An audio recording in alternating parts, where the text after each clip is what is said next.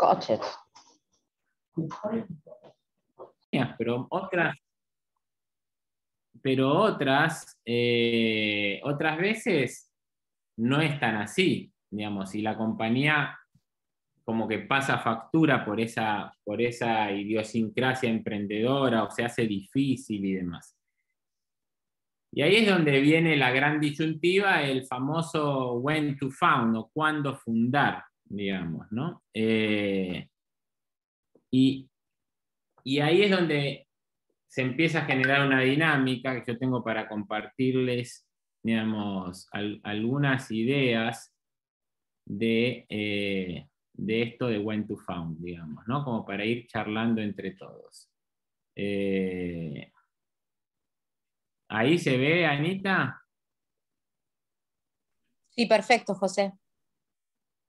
Bueno, y este es el emprendedor corporativo, ¿no? Es como que es ese pescado grande que muchas veces le dicen, pero vos estás yendo en contra de la corriente, digamos, ¿no? Y la pregunta es, digamos, tal vez lo nuevo viene por ese lado y la empresa va hacia un lado, ¿no? Y ahí, si me dejaría pasar la presentación, a ver, algo pasa, ahí está, a ver. Ahí está. Entonces, de alguna manera, esperen que los voy a poner a un costadito en para arriba, así los puedo ver a todos, ahí más o menos. Un poco cuando yo tengo dividido distintos módulos, es cómo evitar consecuencias desastrosas para fundar en situaciones personales, ya sea de carrera o de mercado, ¿sí? Cuando uno piensa en fundar la compañía, hay como 3 aspectos claves a tener en cuenta, y básicamente serían los siguientes, ¿sí? ¿Tengo un ámbito favorable de mi carrera? ¿Circunstancias favorables de la carrera? Ese sería como un ámbito. Y la otra sería las circunstancias personales. Y la otra sería las circunstancias del mercado. Y cuando vemos que de alguna manera, digamos, yo a nivel de mi carrera soy un ejecutivo que tengo una buena experiencia, digamos, tengo un gran modelo mental, tengo experiencias amplias en distintos negocios, pero también deep, profundas en un negocio específico. Tal vez en la parte de mi carrera como ejecutivo se me vencieron opciones o no, o me cambiaron un contrato de Golden Parachute, y de alguna manera no tengo un gran costo de oportunidad porque pienso que llegué a mi tope de la carrera, ¿sí? Después está la parte personal, cómo puedo emprender desde mis motivaciones. Tal vez tengo una esposa que es ejecutiva y tiene un sueldo fijo interesante, entonces me permite arriesgar. Tal vez tengo un colchón y decir, bueno, yo tengo este ahorro que son 2 años o 1 año y medio de lo que yo desarrollé, de lo que yo gasto, y entonces puedo darme ese lujo. Y después tiene mucho que ver con qué necesidad veo, el famoso pain del customer, o sea, del cliente, donde yo veo, uy, está pasando tal cosa, entonces se me ocurre y puedo armar una propuesta de valor específica. Y ahí veo una oportunidad, veo que hay un mercado favorable, veo que hay un cliente dispuesto a pagar por mi idea, y esa ventana de oportunidad hoy está abierta y ya otros las están empezando a ver y se empieza a cerrar.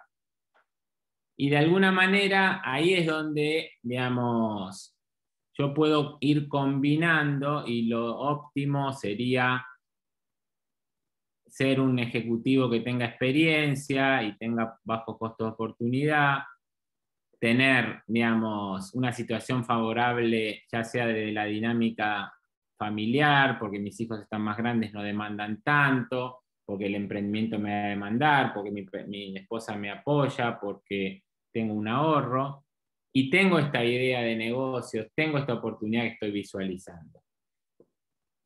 Y ahí, si vamos a hacer el doble clic a esas circunstancias, es qué motivaciones tengo como fundador, qué expectativas tengo de la familia y de apoyo, ¿sí? Y cuánto estoy dispuesto a invertir de no cobrar sueldo hasta generar mi emprendimiento, porque tengo un colchón, o como les decía, una buena experiencia de carrera, no tengo un gran contrato que me une a la compañía, o circunstancias de mercado, ¿sí? Entonces, muchas veces, cuando yo estoy tan convencido de una idea, se generan barreras para evaluar de manera objetiva una circunstancia, ¿sí? Y hay como aspectos psicológicos que hacen creer a los quienes emprendemos que se encuentran en el centro, y ahí veo como un exceso de seguridad. O estoy tan apasionado de emprender que me olvido de determinadas alarmas, ¿sí? Yo muchas veces me acuerdo cuando emprendí Adblick hace ya 15 años, y el primer negocio fue de miel orgánica, en un mercado difícil, y estaba con Faro, que era mi socio operativo, y estábamos realmente muy convencidos de la oportunidad. Había un exceso de pasión, y yo iba a ver a gente del mercado de la miel y me decían, bueno, fíjate que no es tan fácil y el mercado es muy informal, y de alguna manera tenés, fíjate que hace 10 años los que exportaban miel, si mirás el ranking de ahora, quedan 2, porque 8 se fundieron, no es un negocio complejo, es un negocio difícil de escalar, pero ahí nosotros estábamos con ese exceso de pasión donde a veces uno se olvida o no quiere escuchar determinadas cosas. Y después de emprender el negocio de la miel y que Faro escaló también con sus fideicomisos, llegamos a tener 4 fideicomisos con 15.000 colmenas en operación, 3.000 y pico de colmenas cada fideicomiso. Y más allá de que los rindes no vinieron como vinieron, digamos, y que exportamos y que generamos una marca, había como una síntesis estratégica errada en ese negocio, de pensar que la escala traía sinergias o representatividad o competitividad. Y en realidad estábamos escalando desde la formalidad un negocio de informalidades, porque ¿quién es el apicultor en un campo? Es ese señor del pueblo que viene y que me deja 4 colmenas o 10 en el fondo, y que después me da el dueño de campo y no paga alquiler y me regala algo de miel, y que cosecha el sábado y domingo, pues el maestro, el empleado municipal o el pequeño comerciante que como hobby tiene la apicultura. Y nosotros quisimos escalar a nivel empresa con 15.000 colmenas y salir a competir contra, digamos, apicultores que iban a la marginalidad, más allá de la parte formal o no informal. Y bueno, y el negocio no funcionó. Y ahí fue, de alguna manera, una de estas barreras que no vimos. ¿Sí? O excesos de seguridad, donde como soy demasiado optimista, ¿sí? O lentos en incorporar una nueva información debido a su fuerte creencia, esto que les conté. La información era, mirá que no es tan fácil, fíjate, pero eso, digamos, no queríamos escuchar, ¿sí? Y pueden crearse a expectativas poco realistas del startup y las personas, ¿sí? O el exceso de pasión, o el exceso de representatividad, un poco lo que les contaba acá de la miel, ¿sí? Y ahí tiene que ver con los modelos mentales. Las decisiones fundadoras pueden estar afectadas por experiencias previas del fundador, o un modelo mental apropiado que pueda ayudar a los fundadores a crear negocios desde cero, o se desconocen realidades decisivas adversas basándose en creencias arraigadas erróneas. Como diciendo, no, bueno, pero yo a mis chicos les gusta tal cosa, y mi experiencia y mi creencia es que los chicos les gusta tal cosa, y mi estudio de mercado son mis hijos o los amiguitos de mis hijos, ¿no? Muchas veces que escuchamos hablar de que las realidades son así por tal o cual creencia, ¿sí? Entonces, y ahí es donde de alguna manera entro en el primer dilema, ¿sí? El primer dilema es cómo yo voy a manejar esas circunstancias, ya sea desde mi carrera, ya sea desde mi situación familiar o ya sea de la oportunidad de mercado, y ahí es donde decido cuándo o cómo fundar, digamos, ¿no?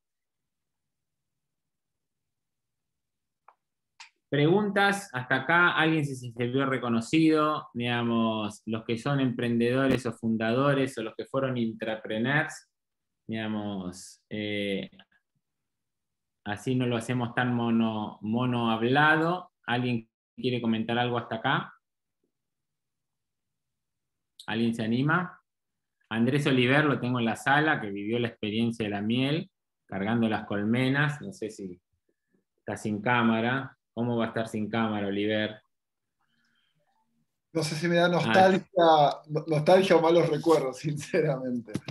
te da, Y la verdad, destaco, como decís vos, la convicción era ciega, digamos. O sea, era con convicción de salir a encarar algo que quizás no estábamos viendo lo que estaba delante. no, y lo que yo siempre decimos en Adli, bueno, pero ¿por qué vas a hablar de la miel si fue un fracaso? Me dice algún amigo, y eso, y yo le digo, no, pero, o sea, nosotros somos una compañía con su historia, y no renegamos de nuestro pasado y de nuestros fracasos, sino que aprendemos de ellos. Poco sería común decir, no, Adli que es 20 y pico por ciento de renta en dólares de grano, 50 de ganadería, dividendos en Olivos 1, que es la realidad de este año. Bueno, no, Adli que es la historia de todos nuestros aprendizajes y de todos los fracasos que tuvimos, que aprendimos de esto, digamos, ¿no? Entonces, y ese es el primer dilema, ¿sí? El primer dilema es cómo yo emprendo, ¿sí? Entonces, acá tengo una mano levantada de Luis. Adelante, Luis. Buenas tardes. Eh, yo ya estoy un poco de vuelta porque me acabo de jubilar y soy un empresario pyme y estoy viendo qué hago con mi empresa que va bien.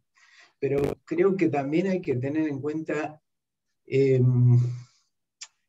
voy a contar un ejemplo, tener en cuenta el contexto y en qué país vivimos.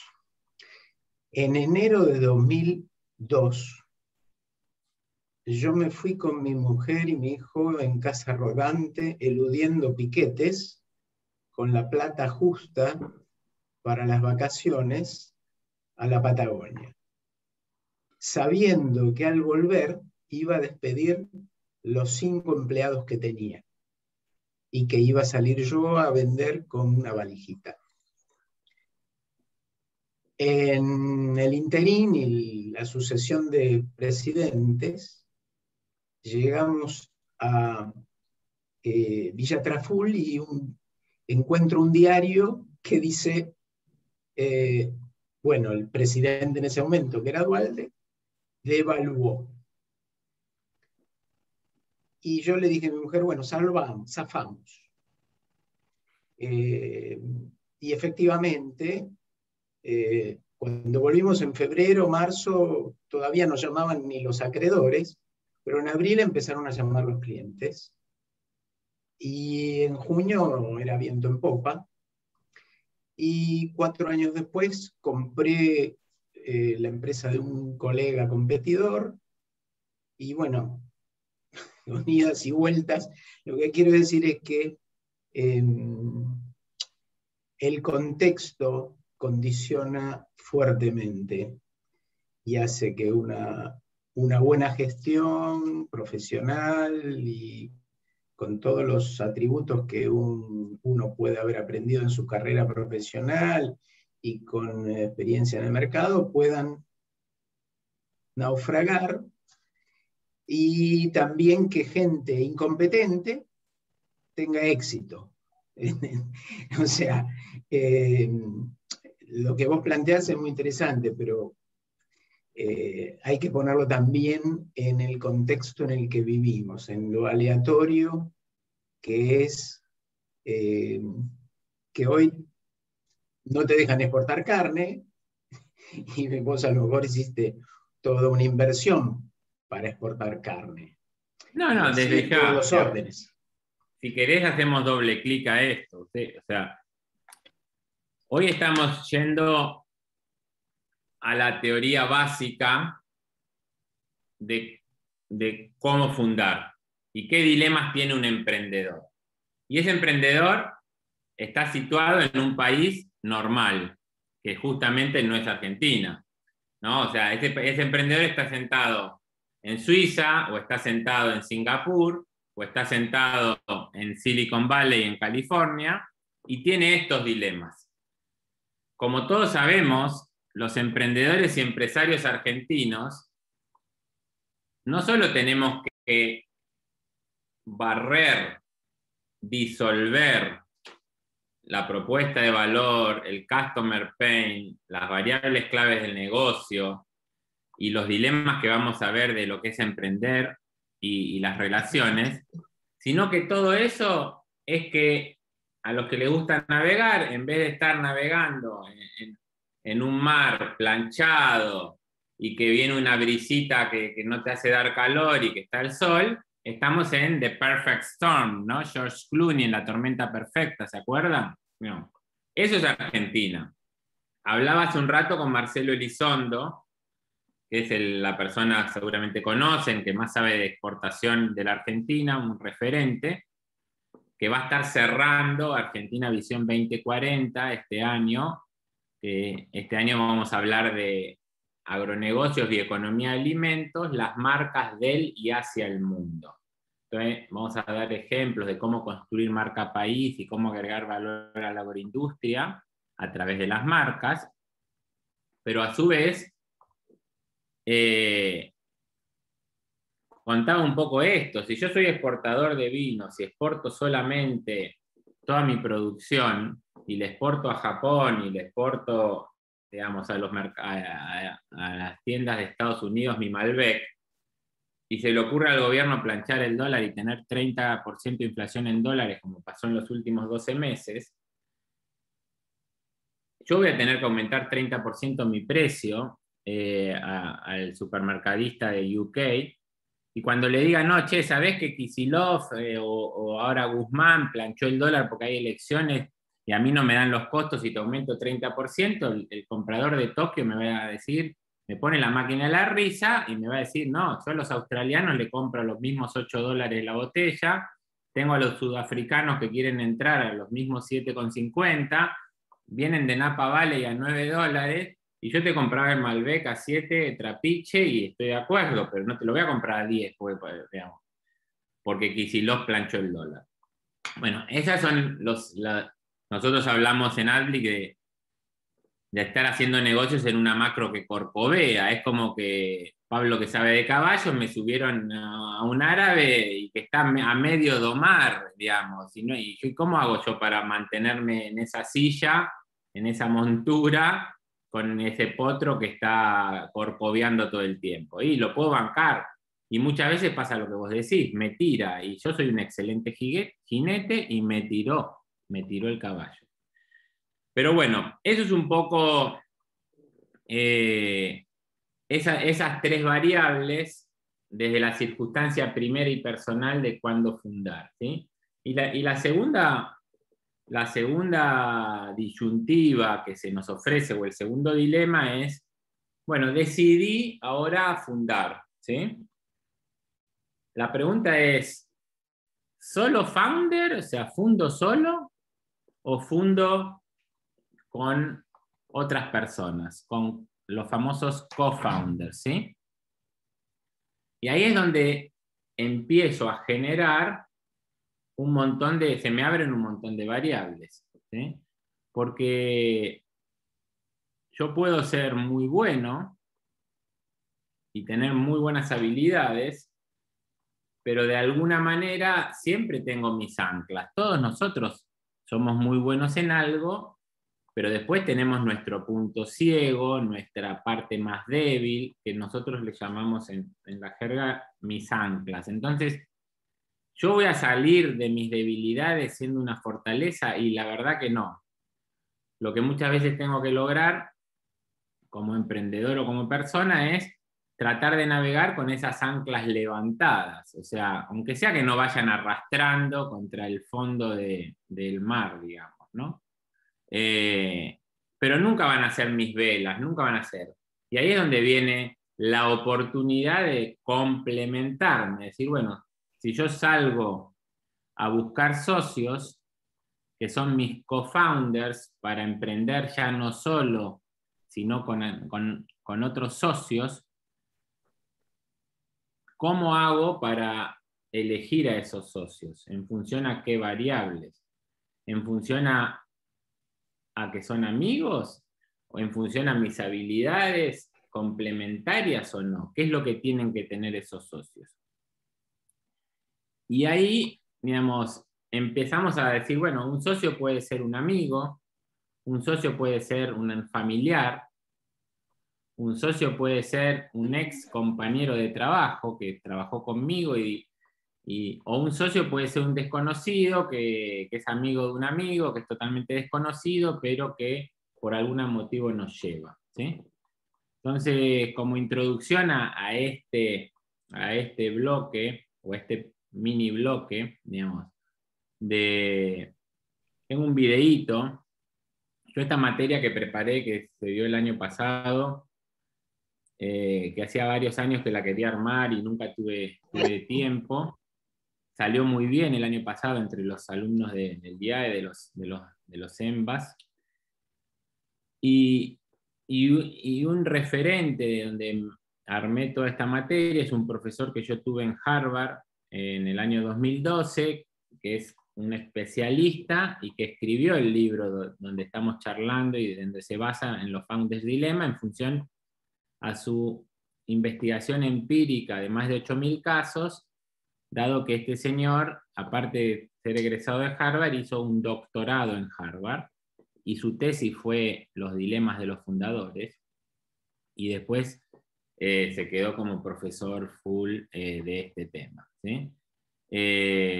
Y tengo un videíto que me gustaría compartirles de 5 minutos, donde nos introduce en este dilema de, a ver si lo encuentro, esto está, estoy usando el Safari también, con lo cual,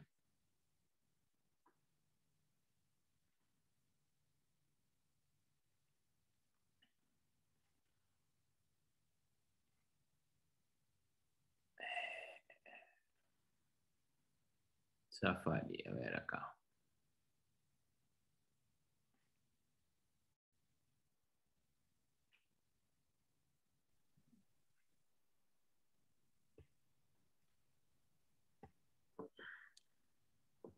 Ya estoy, esperen un segundito.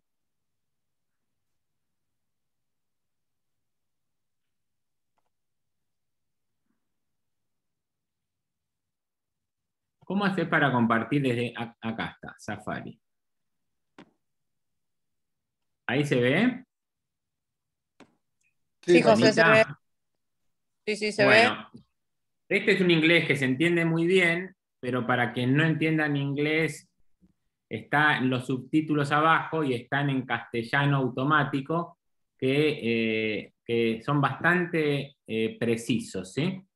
Entonces, vamos a escuchar a Noam Wasserman, que les conté, de Harvard, que nos cuenta básicamente esto, de lo que es las relaciones.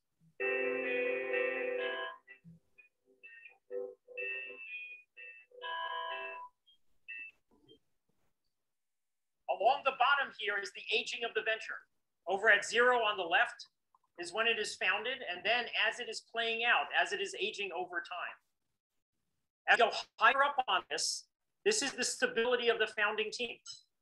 ¿Cómo viene ahí? ¿Se escucha? ¿Se ve fluido el video, Anita? Yo lo veo bastante bien, José, sí. Bueno, Está hablando acá de la estabilidad de los equipos fundadores. ¿Qué equipos fundadores son más estables que otros? Porque es un dato importante, cuando nosotros miramos los fracasos de las startups, que la mayoría no llegan a los 5 años, más del 60% de los fracasos en los startups no son por problemas en el modelo de negocios, ni tampoco, Luis, son por problemas, bueno, allá, digamos, macroeconómicos que no los tienen, sino son por problemas entre los equipos fundadores, entre lo que son las relaciones de los equipos fundadores. Y vamos a ver cómo él distingue las distintas relaciones, y después nos van a contar ustedes que seguramente alguno habrá vivido una experiencia parecida. At founding, all the way on the left, 100% of the founders are still there. And then, as the ventures age, that's where the founding teams start losing people. One of these lines is teams that founded with friends. The other line is teams that didn't found with friends. Which do I think is the higher line on here? The friends team or the non-friends team? The friends teams, after an initial honeymoon phase that they go through, where the two teams are relatively equally stable, the friends teams being less stable significantly from a statistical perspective, and also as we get further down over there, of the remaining teams, this is a very significant difference between them. And to the extent there that this is an example of where the most common of decisions is one that is most fraught with peril. This is my data on how often are people co-founding with friends versus these other profiles. And by far the biggest bar on this chart, 43%, is co-founding with friends. If we add on the family side, add those two bars together, that's more than half of the teams. And so it's one of those things to be thinking about. Why do we look to our friends as a source of founders? Why do we go and we head down the path of punting on these issues when they are so dangerous for our most cherished of relationships? The family teams, by the way, are even more extreme than the friends ones in terms of the stability of it. The most stable of the teams are co-founding with your prior coworkers. Friends teams, friends and family teams, when we combine them, are even less stable than co-founding with acquaintances, co-founding with relative strangers. Also think about with our friends, about assumptions we're making. We assume we know them. We assume we trust them. We assume we will be on the same page. All of these other things that go in, we're not going to test those assumptions within the team. Versus if we are co-founding with acquaintances, we know we don't know each other. We're going to tee those up. We're going to make sure that we have more of that getting to know you as professional coworkers within that team. And so several things that we are handcuffed by when we are co-founding with that very common set of possibilities, looking at the friends and family as the people that we're going to be co-founding with. And one other element that we haven't talked about on the friends side is an assumption that we're making about the skills of our friends. How well do we know our friend and how well that person works? Are they going to be able to scale? Are they going to be up for it? Telling your best friend he's not scaling, he's going to have to be demoted, going to have to be replaced. Let's get a little bit more granular about some of these challenges that these types of teams face. So the first of those is the likelihood that we're going to discuss the elephants in the room, those conflict-ridden issues, those tension-filled things that we are going to have a tendency to punt on. Is that going to differ by these types of teams? For me, the key piece of this is the left-hand side of this slide. This is going to be where the elephants in the room are going to be least likely to be teed up. Acá esto es bien importante, ¿no? Como que él dice, finalmente, más del 50%, casi el 60%, fundamos con amigos y con familiares. Pero en realidad, esas charlas difíciles de fundar, de qué roles vamos a tener, de cómo dividir el equity, de cuánto va a ser el sueldo, digamos, de cómo vamos a reaccionar de determinados temas, son charlas que no terminamos de tener con nuestros amigos o familiares, pues son charlas incómodas.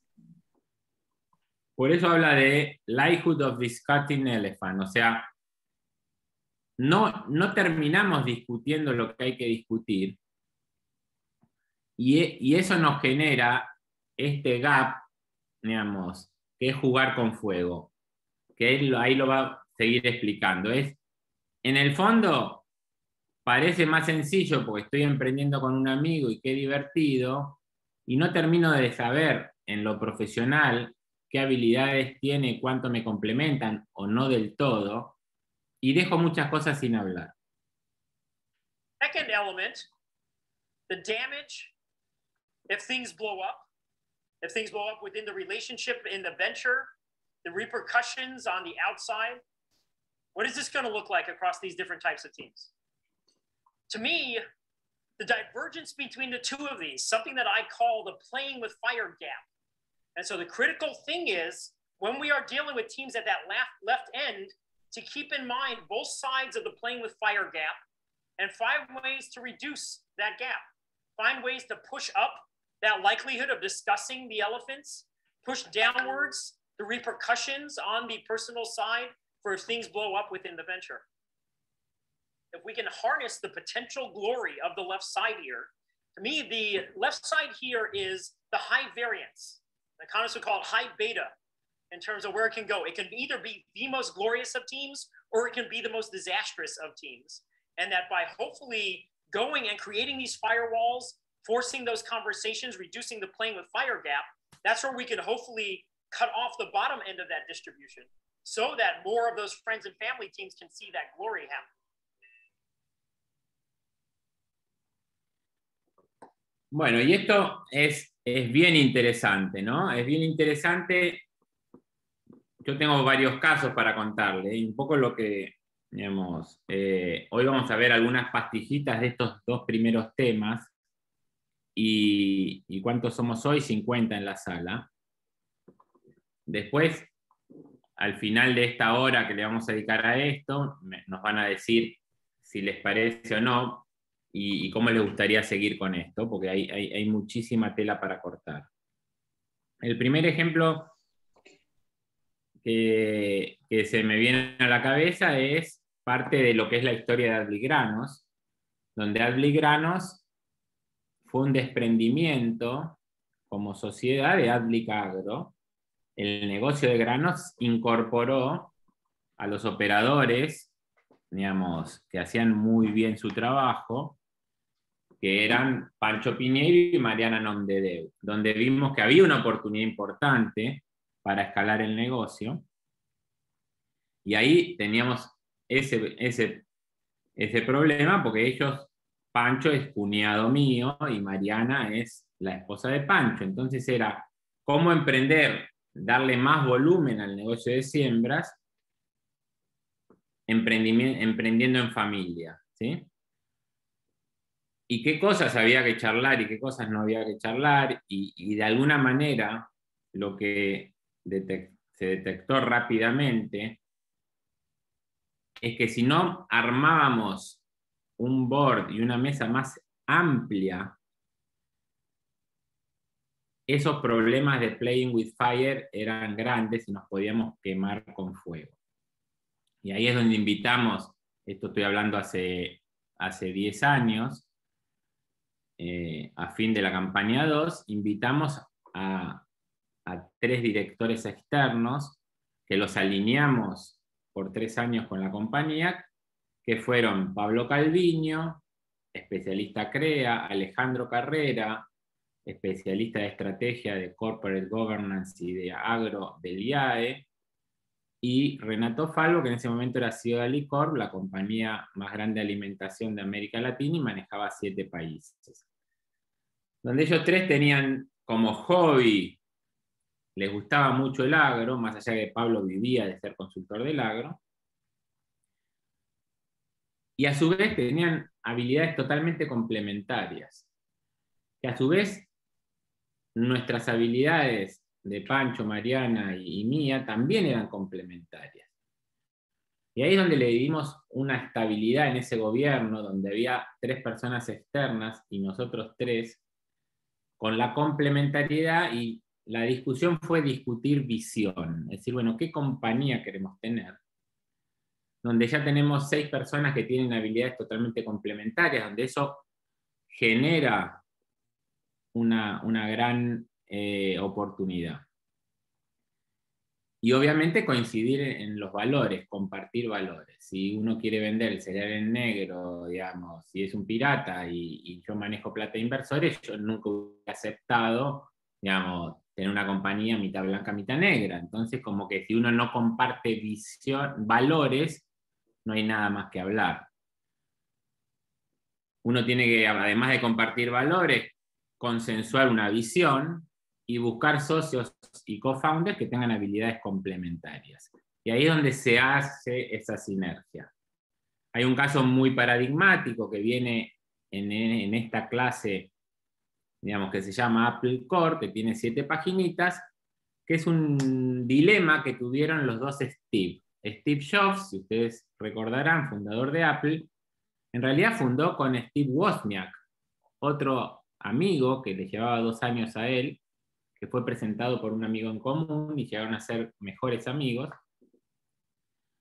Y Steve Wozniak era el técnico, fue el que realmente inventó la Apple, la primera Apple, la computadora, y que fue la revolución. Y Steve Jobs era el vendedor, era el gran vendedor. Pero hubo un problema entre ellos, donde algunos años después, Steve Wozniak se enteró de que Steve le había mentido cuando armaron su primer proyecto para Atari, y le había dicho que había cobrado X dólares, y había cobrado muchísimo más. Y le dio la mitad de lo que él le dijo que le cobró. Y ya eran socios y Apple ya era grande. Pero había una clara diferencia de valores, que es lo que hizo que Steve Wozniak después deje la compañía, ¿sí? Más allá del trato de Steve y demás. Entonces, yo tengo 2 videitos que se los voy a mostrar solo, y después, digamos, a quienes vinieron les voy a compartir para que lo puedan ver, pues son interesantes, porque en función a estos casos, yo preparé historias reales de estos dilemas. Y tengo a una familia emprendedora que hizo una empresa muy grande, que todos ustedes conocen, donde les voy a compartir los primeros minutitos,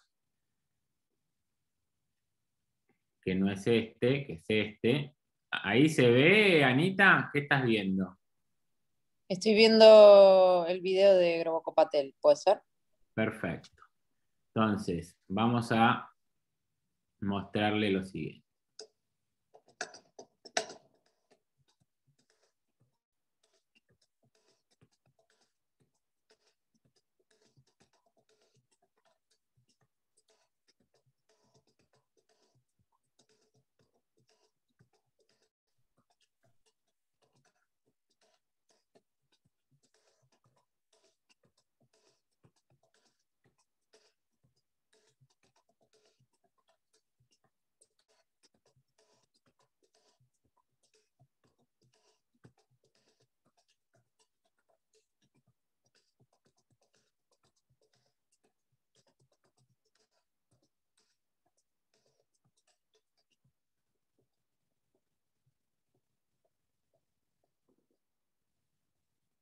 Bueno, buenas tardes, de vuelta, aquí está.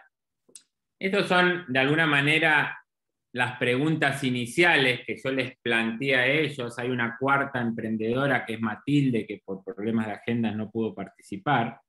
Pero esto es una entrevista o una charla de 33 minutos, donde básicamente charlábamos entre los 4 qué había sido esto de emprender entre hermanos, de heredar un campo familiar y una compañía del padre, hasta que el padre les pasa la posta y le dicen, bueno, hagan esto grande.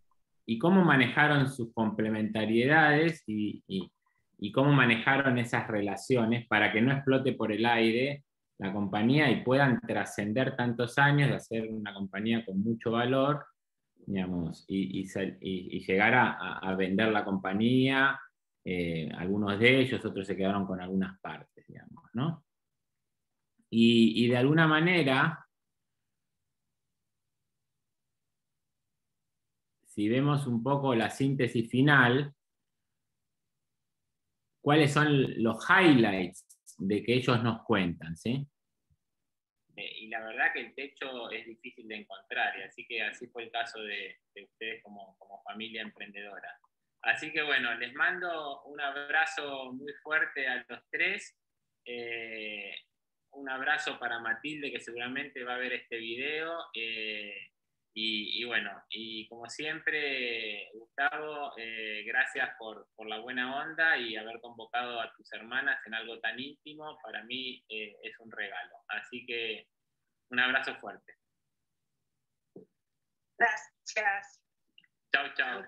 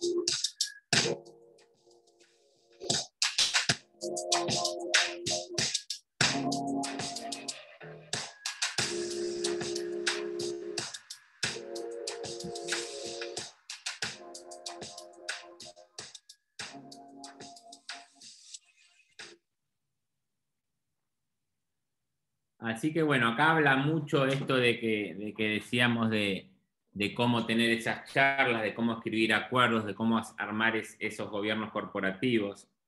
Fíjense que en un momento ellos dicen, cada uno tenía su salario, pero después en el directorio éramos todos iguales, ¿sí? Y yo le pregunté a Gustavo en un momento, bueno, ¿cómo hacías vos que eras el CEO y eras el protagonista? Y cómo manejabas eso en relación con tus hermanas. Y Andrea, que tiene carácter fuerte, ni lo dejó contestar. Y dijo, como socios le pagamos un muy buen sueldo como CEO, como diciendo, él era empleado mío. O sea, en el nivel socio-director, él en su nivel de management era CEO y tenía un sueldo como CEO, digamos. Y esas definiciones hacen sostenible estos dilemas de emprender con familia, ¿sí? Tengo otro videíto de una compañía muy exitosa que se llama Plaza Logística. Plaza Logística hoy tiene 8 centros comerciales, centros logísticos para grandes corporaciones. Manejan 410.000 metros de depósitos, 410.000 metros de depósitos. Y son 2 emprendedores que no tienen, apenas cumplieron 40 y empezaron hace 7, 8 años, en un negocio de capital intensivo, donde ellos no pusieron capital, sino pusieron talento. Y eso va a quedar para el próximo encuentro, ¿sí? Entonces, la idea de hoy, y nos quedan 7 minutitos para hacer algunas preguntas, y era mostrarle esta puntita de lo que es esto de hacer empresa, esto de emprender, de cuáles son los dilemas cuando yo soy ejecutivo, soy emprendedor corporativo, cuando empiezo a pensar, solo entre 10 y 15% de los proyectos son proyectos fundados por solo founders, ¿sí? Y casi el 90% son co-founders, 2, 3 o 4. Y fíjense en los grandes casos de éxito, son pocas las compañías de solo founders. Y son las raras excepciones, pero si ustedes miran Microsoft, eran 3 o 4 socios fundadores. Si ustedes miran Apple, eran 3 socios, los 2 Steve, pero en realidad no lo pudieran haber hecho si no venía un senior que fue el tercer socio fundador, que puso plata y los puso en regla los 2 y los puso a trabajar y abrió el mercado de capitales. Si vamos al caso argentino, Mercado Libre no estuvo Galperín solo, fueron 3 o 4 co-founders, ¿sí? Si vamos a Globan, el otro unicornio, fueron 4 co-founders desde La Plata. Si vamos a Deco Agro, fueron 4 co-founders. Otra compañía argentina que vale más de $1.000 millones. Si vamos a Despegar, otra compañía argentina que vale más de $1.000 millones, fueron 4 co-founders. Facebook, podemos decir que es un rara avis, que fue un solo founder, en un negocio más específico de lo que fue escalar la tecnología. Y de alguna manera, vamos a charlar esto después, en otros encuentros, de qué es esto de ser, si se puede ser king and rich a la vez, ¿sí? Pues generalmente el solo founder termina siendo king, porque es el amo y señor, de un reino chiquito. Y a veces, si yo les pregunto cuáles son los 4 fundadores de Despegar, tal vez hay uno solo que conocen. O si les pregunto cuáles son los 4 fundadores de Globan, me dirán, no, Martín Migoya o Gilmer, pero después hay 2 que no los conoce nadie y son tan founders como ellos. Si yo les preguntaba del grupo Los Grobo, tal vez a la hermana que manejaba las finanzas, que no era Andrea, ahora me olvidé el nombre, la rubia que vimos en el video, digamos, nadie la conocía y era tan founder y estaba en esa mesa de directorio como los otros. Así que bueno, un poco, no sé si quieren hacer alguna pregunta, algunas conclusiones en estos 5 minutitos que nos quedan, y después lo que le vamos a pedir es, si esto les parece interesante, si les gusta esta punta del iceberg, nosotros podemos estructurar un bloque de Founders Dilemma en los días del inversor.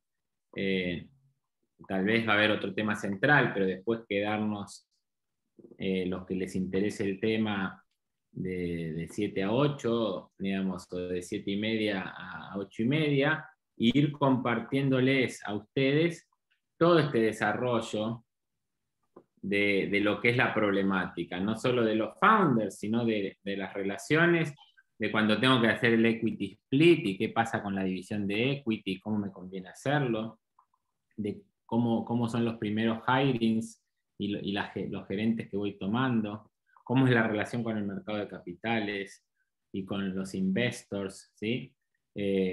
Así que bueno, hay muchísima tela para cortar. Adriana, ¿cómo estás? Hola, gracias.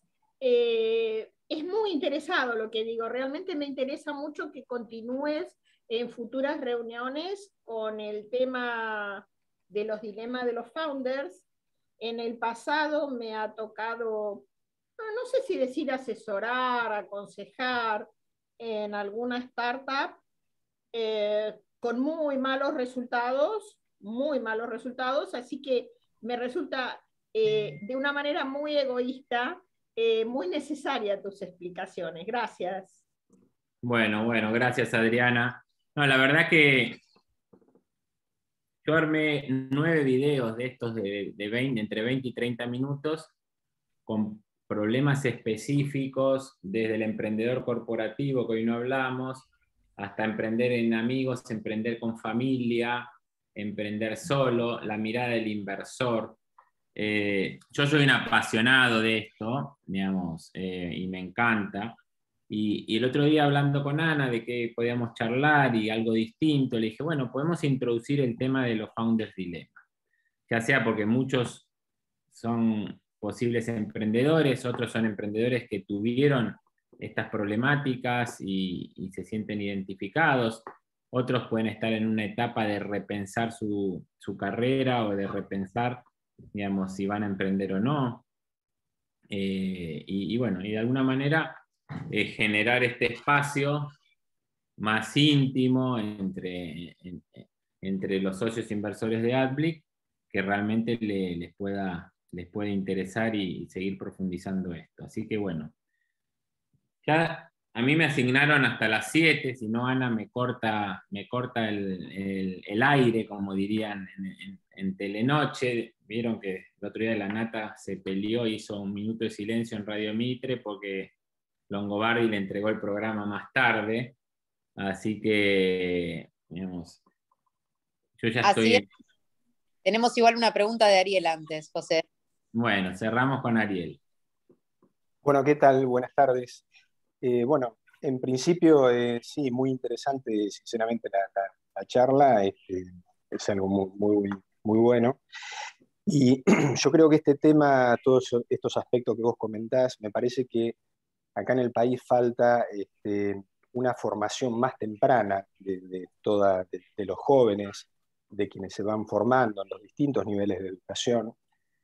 Me parece que inclusive en un nivel terciario, esto no se da en todas las carreras, y yo arrancaría incluso más temprano, hasta en un nivel secundario, con la profundidad que cada etapa amerite, pero sí incentivando y comentando todo este país está flojo de lo que son emprendimientos, está flojo de lo que es, me parece, emprendedorismo justamente, no por cuestiones de la gente en sí misma, sino porque, como decía alguien por ahí, suelen no darse las condiciones. Entonces creo que es algo que hay que incentivar desde edad temprana en los distintos niveles de educación con la profundidad en cada caso. Eso por un lado. Por otro también, que tiene que ver seguramente un poco con eso, en lo que hace a la bibliografía que se suele conseguir en el mercado local, mayormente es una bibliografía extranjera, o sea, con muchos casos de los que vos comentabas recién, que son muy interesantes, muy para los que nos gusta esto, son muy interesantes, son muy apasionantes, pero que suelen, no reflejan la realidad local del contexto en que nos manejamos, que es un contexto que se puede manejar, como vos decías, son las reglas del juego que hay que dominar acá, pero bueno, a veces para quienes arrancan, para los jóvenes que arrancan con estas inquietudes, por ahí al acceder a una bibliografía extranjera, a veces, bueno, después llevar esas cosas a la práctica no es muy fácil porque, bueno, se encuentra con que la realidad acá es distinta, ¿no? Entonces me parece que habría que acentuar un poco en la educación temprana de estos aspectos y por otro lado, bueno, no sé cómo sería el tema de que haya una bibliografía más adecuada a las condiciones locales. Nada más que eso y muchísimas gracias. Te agradezco. Un poco, yo estoy armando más que escritura, a nivel videos, con casos reales argentinos. O sea, esto que te mencioné, como vieron ustedes los 3 hermanos Grobo, hay 9 videos que hice en esta primera tanda, básicamente para llevar a cómo hicieron estos argentinos a emprender manejando esos dilemas y el contexto. Pero sí, y sí, soy un fanático de esto. Quería dar emprendedurismo en el 5º año, en el último año de la escuela secundaria de mi hija estaba en 3º, un día cenando, le dije, estuve con Berti, que era el dueño del colegio, el fundador, y voy a poner una opción de emprendedurismo en 5º año. Se puso a llorar, como diciendo, papá, vos profesor en el colegio, cuando yo estoy ahí, prohibido, ni loco. Así que bueno, ahora ya terminó, así que algún día me voy a sacar las ganas de enseñar esto, porque cuando uno mira la metodología emprendedora, emprender es un método y que requiere práctica, donde tiene distintas maneras de lo que es hacer empresa dentro de una gran empresa, pero si uno lo lleva a los basics, es algo que un chico de último año de secundario puede dominar bien y no necesita ser un profesional egresado para poder, digamos, discernir en lo que es una metodología emprendedora. Así que bueno, sí, muy acertado tu comentario y está en mi radar, así que muchas gracias. Bueno, pasamos la posta, vamos a hablar de negocios. Yo tengo ahora otra reunión dentro de poco, así que voy a estar un rato más con ustedes y después ya voy a seguir con otra reunión y Anita con Alejandro, con Marcelo, con Andrés, con Alejandro Fara, el Tucu. Está todo el management de AdBlick para hacer un ping-pong también de cómo están los negocios. Salimos en La Nación ayer con una nota muy linda de AdBlick Granos. Se viene en la semana que viene el lanzamiento de la tercera ronda de AdBlick Granos, con ya varias compañías de seguros que vuelven a invertir sumas grandes en la compañía. Así que bueno, muchas lindas novedades, cierre de cosecha de olivos, asamblea este jueves de Olivos 1 con lindas noticias. Así que los dejo con el management de la compañía, agradecidos de poder compartir esto con ustedes. Vamos a pensar con Ana cuál es el formato de darle continuidad, que seguramente será a las 7:15 del próximo Día del Inversor, para continuar una horita con esto. Y bueno, y vamos a ir sumando todos los meses, si ustedes pueden, con ustedes y los que se vayan sumando a estas pastillas de Founders Dilemma. Así que un abrazo para todos y gracias por darme la oportunidad de compartir esta pasión. Gracias, José, a vos por compartir también con nosotros toda tu didáctica y la forma en que compartís los contenidos siempre es muy útil. Hay un montón de inversores que te mandan algunas felicitaciones que vas a compartir por ahí por el panel. Y nosotros vamos a continuar, como vos adelantabas, con Marcelo Hegel, que nos va a contar, hola Marce, ¿cómo estás? Que nos va a contar qué es esto de la tercera ronda y nos va a poner al tanto de las novedades de Granos. Y después los invito también a que conversemos, y hoy tenemos esta dinámica de espacio abierto, así que podemos hacer preguntas bien a viva voz, y después vamos a conversar obviamente con Andrés Oliver sobre las novedades de Olivos, qué está pasando con estos rindes y todo lo demás, y por último también nos va a poner un poco al tanto de cuáles son las novedades y cómo avanzan los negocios de ganadería Alejandro Fara. Así que la idea es compartir 12, 15 minutos más con ustedes para contarles en qué están los proyectos. Marce, venimos con la tercera ronda, ya estamos en ello. Contanos de qué se trata. Buenas tardes a todos, ¿cómo están? La idea, no voy a hacer 5 minutos de silencio como Jorge Lanata, no soy de esa onda, así que bueno, la idea es contarles un poquito del fondo. A ver, allá por el año 2019, después de la modificación del impuesto a las ganancias del gobierno anterior, que permitía el diferimiento del impuesto para los fondos comunes de inversión cerrado, lanzamos un fondo común de inversión cerrado a través de la bolsa, en conjunto con Alaria, con el objetivo de poder tener ese mix dentro de nuestros inversores, en nuestro negocio de siembras, de inversores institucionales, de inversores personas físicas que tengan necesidad de tener ese beneficio impositivo de diferir el pago del impuesto a las ganancias, y de que aquellos inversores que son más de la casa y que se sienten más cómodos estando directamente en el fideicomiso, y que por sus declaraciones de impuestos les sirva esa alternativa, puedan tener el mejor abanico posible para poder invertir en nuestro negocio de siembras. Así es que en el año 2019 lanzamos el primer fondo común de inversión cerrado agropecuario, con un objeto agrícola, con moneda en dólares oficiales, y bueno, ya cerramos 2 campañas con el fondo como principal inversor del fideicomiso AdBlick Granos. La verdad, creemos que fue con mucho éxito, y no solo para los inversores del fondo, sino también para los inversores del fideicomiso. Las 2 campañas fueron de 13,55% y de 22% en dólares oficiales la renta del fideicomiso. Así que creemos que este mayor capital que pudimos tener a partir de la inversión del fondo en el fideicomiso repercutió de buena manera para todos los inversores. Hoy lo que estamos diciendo es que vamos a hacer un tercer tramo del fondo que estamos saliendo a buscar como objetivo entre 3 millones y 3 millones y medio de dólares, si bien el valor nominal que salimos a buscar es hasta 6 millones y medio, más por un tema normativo.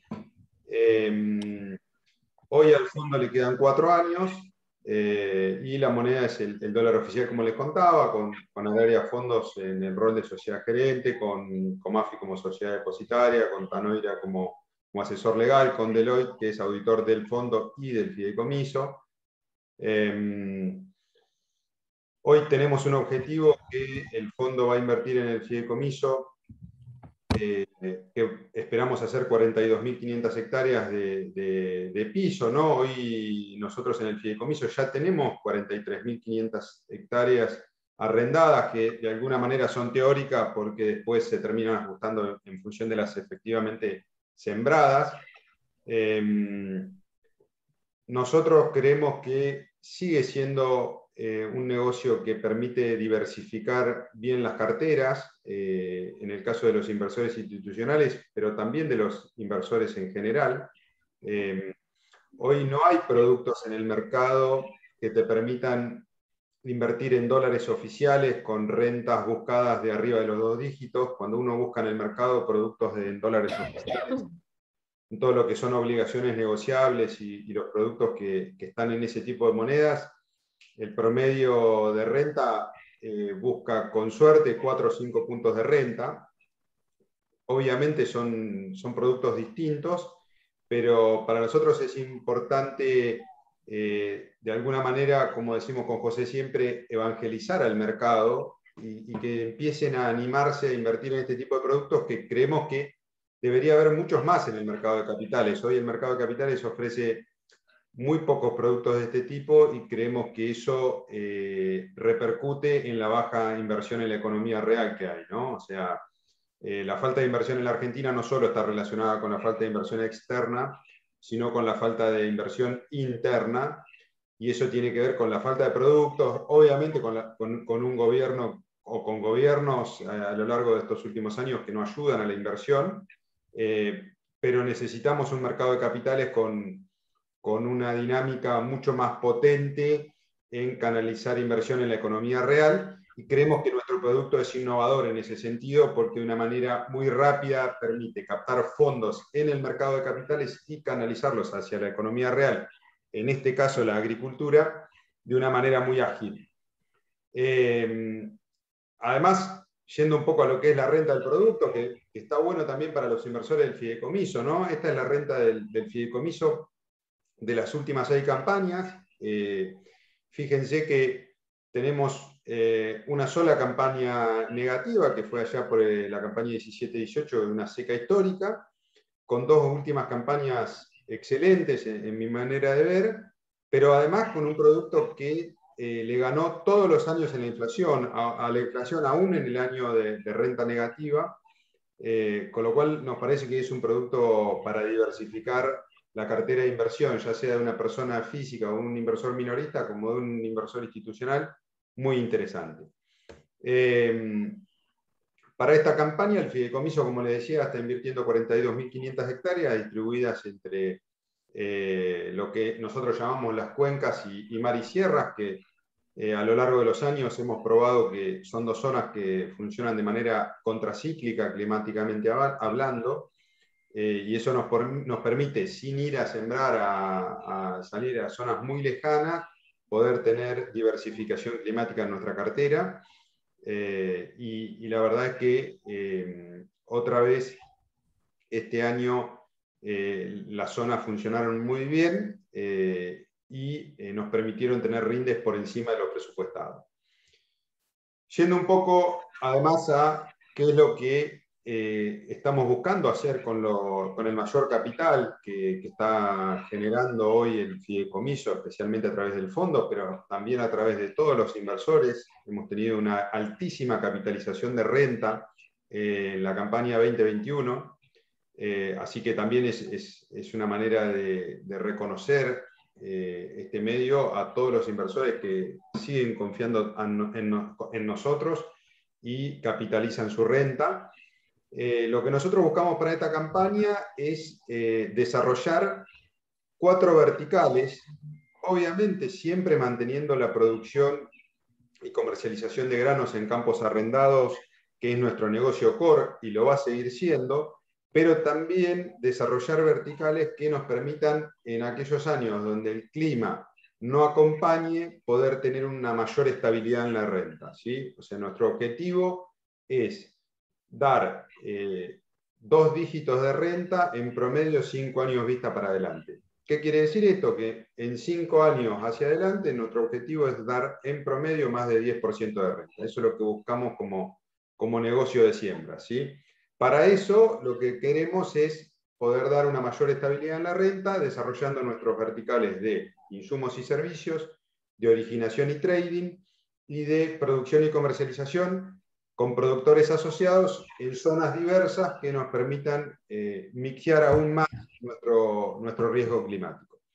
En cuanto a insumos y servicios y originación y trading, no es que estamos buscando transformarnos en una insumera o en un corredor de granos, sino lo que queremos es transformarnos más en una compañía que opera en negocios de insumos o en negocios de originación y trading de una manera más boutique, ya sea asociándonos con otras compañías de insumos o aprovechando aquellas ventajas comparativas que tenemos en la comercialización de grano, como puede ser en girasol o en trigo, que tanto en gruesa como en fina son nuestros cultivos estrellas, por así decirlo.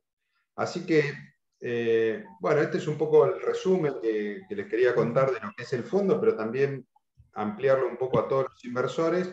Y la verdad es que estamos muy convencidos del producto que tenemos. Creemos que tenemos un management en un momento de mucha madurez, con mucha sinergia entre el directorio y los gerentes, y la verdad es que creemos en el producto y realmente los invitamos a seguir acompañándonos porque estamos convencidos de que el producto diversifica bien la cartera, ofrece buena renta y lo podemos seguir haciendo hacia adelante, aún con el contexto país y todo lo que se puede generar hacia adelante. Así que bueno, eso era, Ana, un poco lo que les quería contar.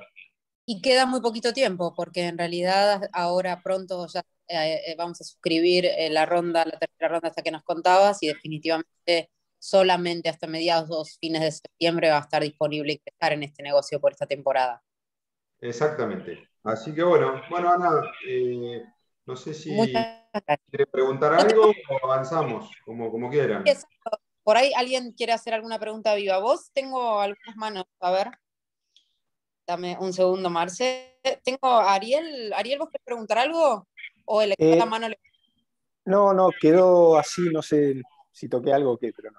Ahora lo corregí vos, yo, no te preocupes, pero sí que Raúl creo que tiene una pregunta. Raúl. Estás muteado. Sí, buenas tardes. No, la pregunta es, ¿podríamos tener disponible esta presentación de Mariano? Sí, Perdón. sí, lo podemos Marcelo, tener. Perdón. Marcelo. Sí, sin duda. Nosotros lo que hacemos habitualmente es aquel que lo requiere mandar el video para que pueda revivir lo que charlamos, así que esto va a estar disponible a partir de mañana para quien lo quiera, así que Raúl, me comprometo a mandártelo. Gracias, muy amable.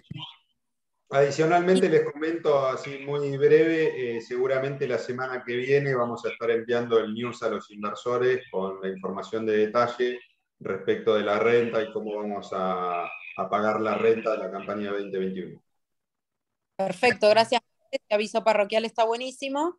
Y tengo también una pregunta de Diego Marlander, pregunta cómo hace para formar parte de la tercera ronda. Aquellos inversores que quieren entrar en el fondo en lugar del piso, que explicaba Marcelo de las 12 estructuras posibles, también pueden comunicarse con el equipo de inversiones y definitivamente les informamos y los asesoramos de cómo participar, cuáles son los tickets y las formalidades que hay que cumplir. Así que, Diego, mañana nos ponemos también en contacto con vos.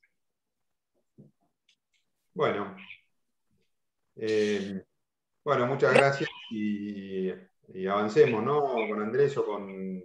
Exactamente, Marce, le voy a dar paso en este caso a Andrés, que va a dar también algunas buenas noticias en lo que tiene que ver con cómo está avanzando los rindes, las cosechas y el negocio en sí de olivos. Así que, Andy, por ahí. Bueno, Ani, gracias Marcelo.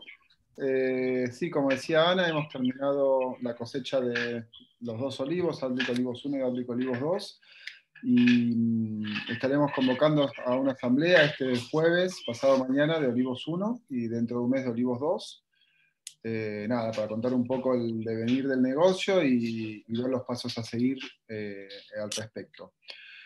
En el caso de Olivos 1, la verdad que la cosecha fue buena, probablemente tengamos para, si la asamblea lo aprueba, para distribuir parte de dividendos y además bajar casi en un 50% el nivel de deuda del negocio con el que ha llegado hasta hoy, con lo cual, nada, son buenas novedades. Voy a hacer una presentación muy breve para compartir con ustedes del proyecto. Y nada, y aprovechar estas mismas novedades como para que quienes no son inversores vean que tenemos un proyecto de 800 hectáreas plantado en producción. Tengo la suerte de no tener que poner ningún render, sino fotos reales del campo.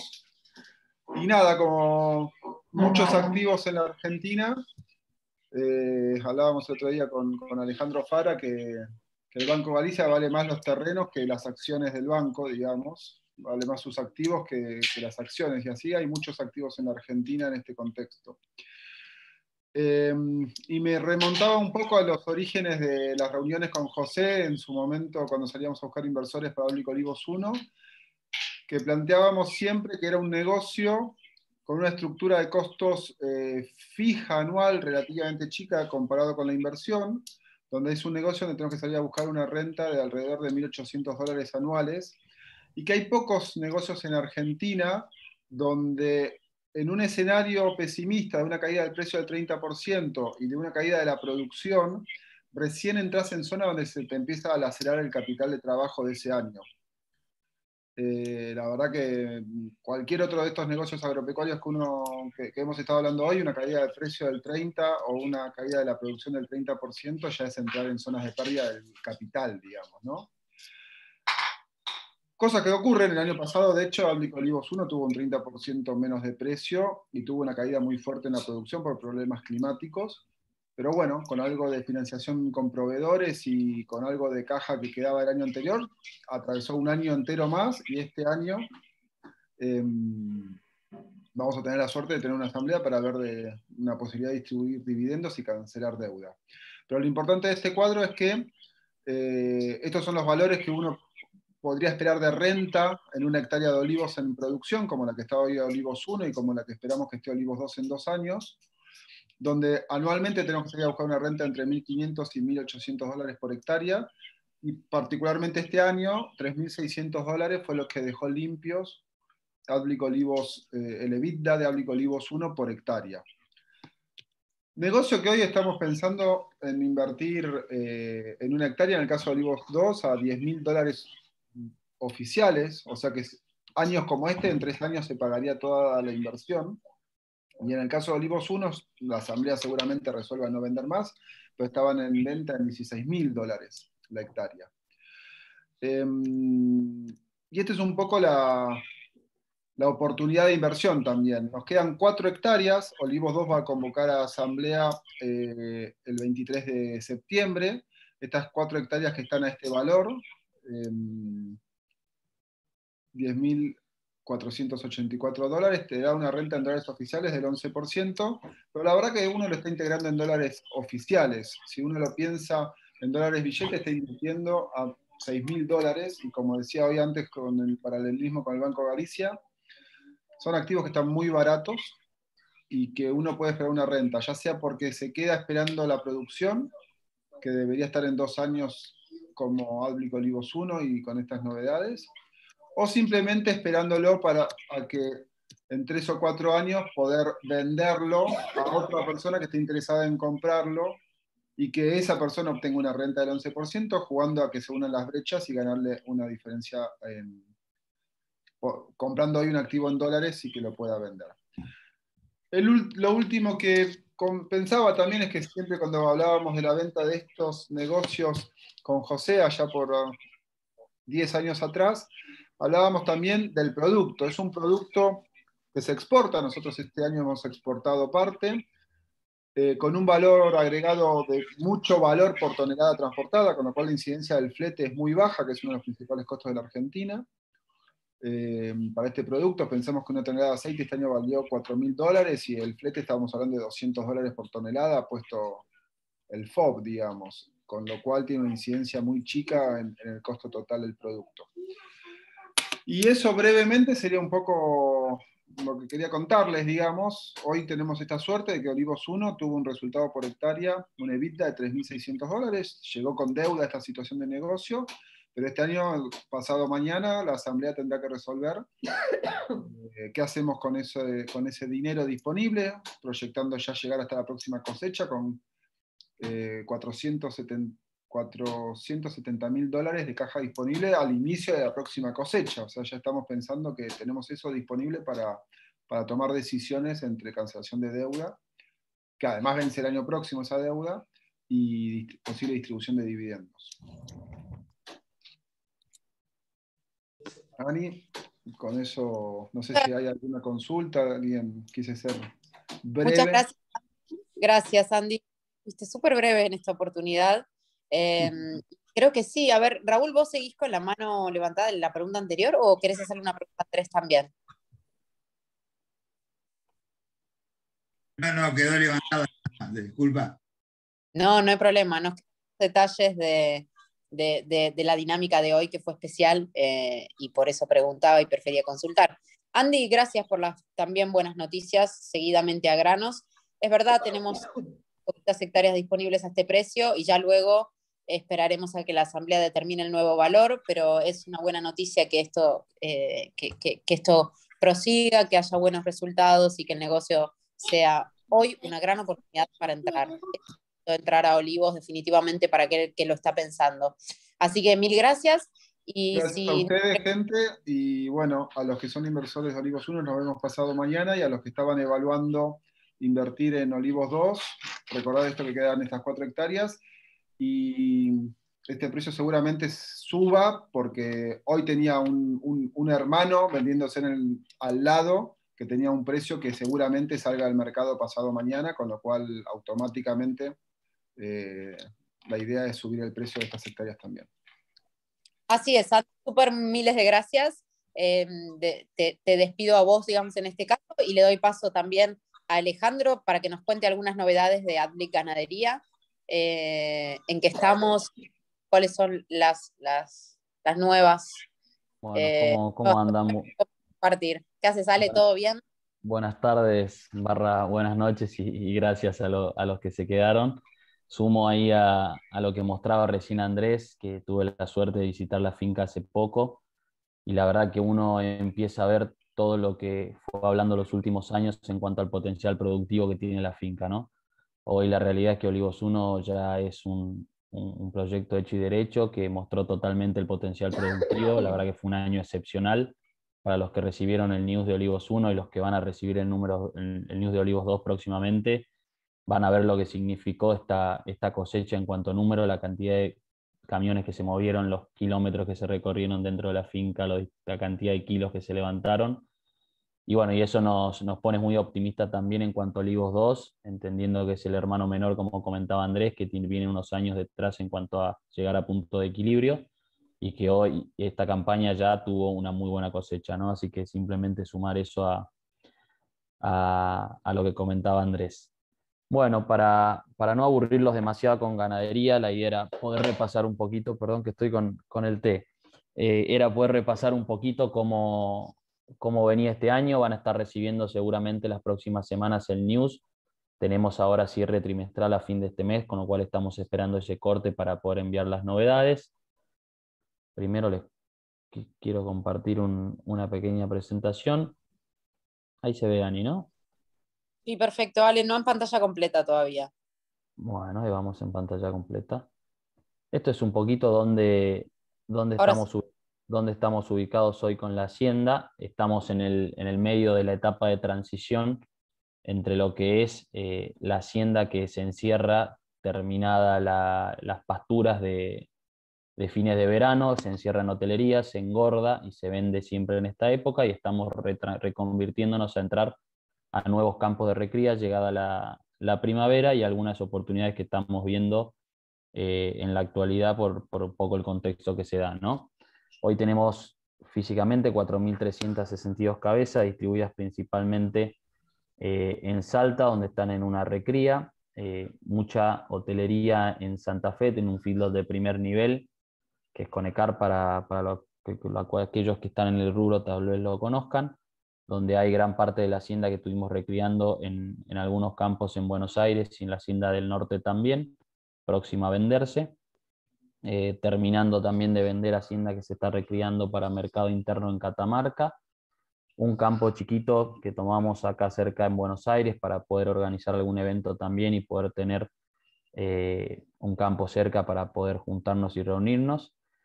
Y sumo estos 3 campos que recientemente los dejamos, porque obviamente se vendió la hacienda en función a lo que les comentaba, y estamos reanalizando volver a entrar y con distintas variantes, ¿no?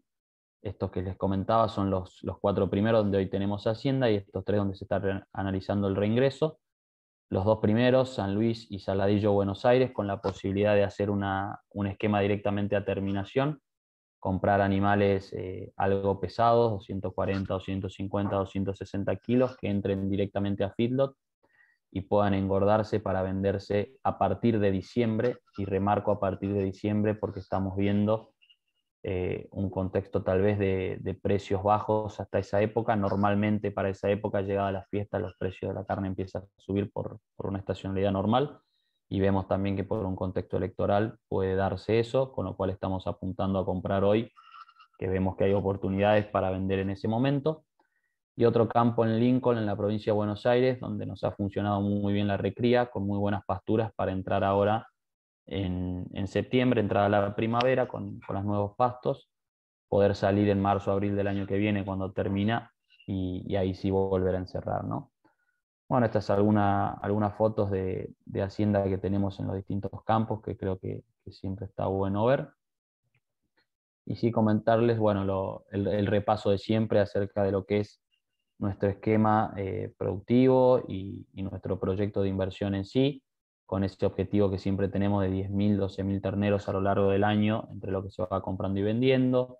Siempre apuntamos a modelos integrados, por más de que por ahí tomemos negocios puntuales dependiendo de la coyuntura, operadores de primera línea, diversificación en zonas, más que nunca diversificación en productos, entendiendo que hoy tal vez el mercado interno se puso un poco más interesante que el mercado de exportación, por más de que vemos que este último, es decir, la exportación, va a recuperar más hacia el año que viene, y obviamente siempre apalancados en el board con el cual sesionamos todos los meses, ¿no?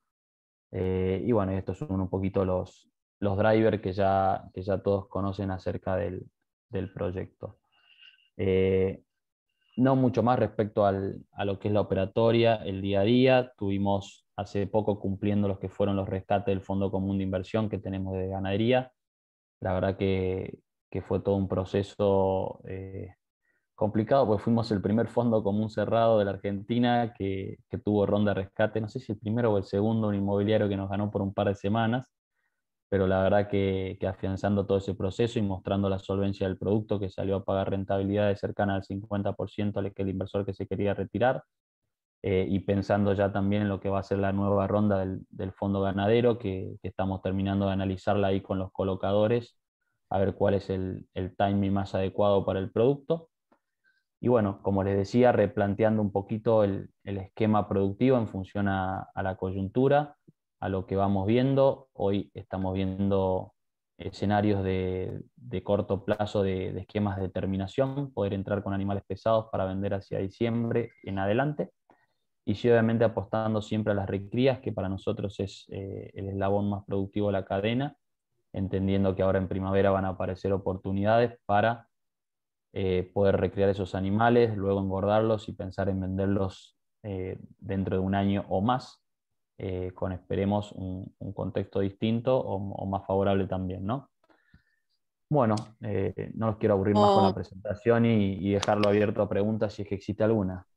Sí, Ale, muchísimas gracias. Súper claro todo el panorama que nos brindaste sobre el negocio, donde estamos en ganadería, y las novedades que nos contaste también. Esto de, un poco retomo el tema del principio de la evangelización, a veces con los fondos, nosotros como equipo de gestión sentimos que vamos evangelizando. Ojalá sí sea un puntapié inicial para muchos de estos productos, como también mencionaba Marcelo, que eran tan necesarios, y la nota en La Nación que también mencionó José y demás. Tengo una mano levantada de Eladio. Eladio, ¿vos querés compartirnos un comentario o alguna pregunta? Y para Alejandro, si tiene el resumen del rescate, ¿qué porcentaje rescató? Gracias, Eladio, ¿cómo estás? Bien. Bueno, me alegro. El rescate anduvo en torno al 30%. Lo bueno, y te diría que lo que más rescato de ahí, ninguno de los inversores institucionales / estratégicos rescató.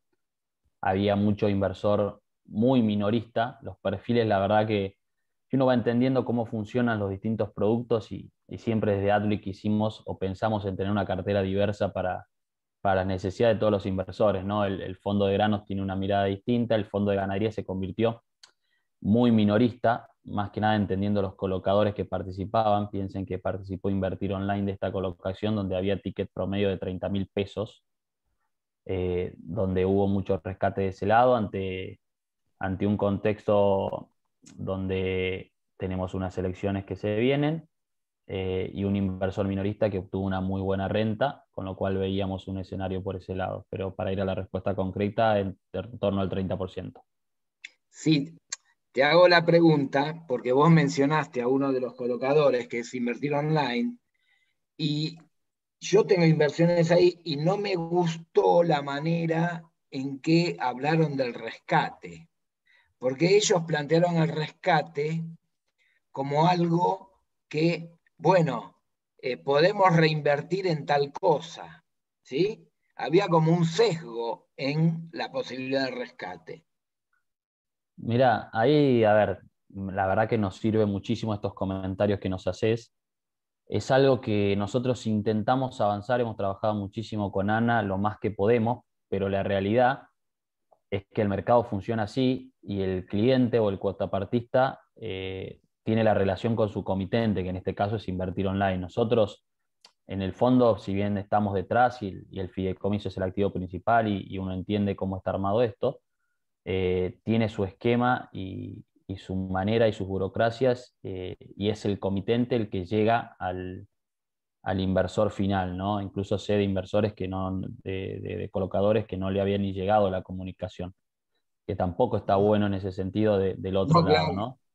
Nosotros tratamos de trabajarlo en todo sentido, les preparamos un news, les hicimos un video explicativo, tratamos como de la misma manera que ustedes ya conocen que manejamos la información, trasladarla a ellos, porque sentimos que el cuotapartista también es en ese sentido inversor nuestro, ¿no? Y obviamente nos gustaría tratarlo tal vez de otra manera, pero nos escapa en ese sentido la comunicación. Pero la verdad que nos sirve muchísimo el punto que nos comentás para poder afianzar esa relación y ver cómo la trabajamos con los distintos colocadores, ¿no?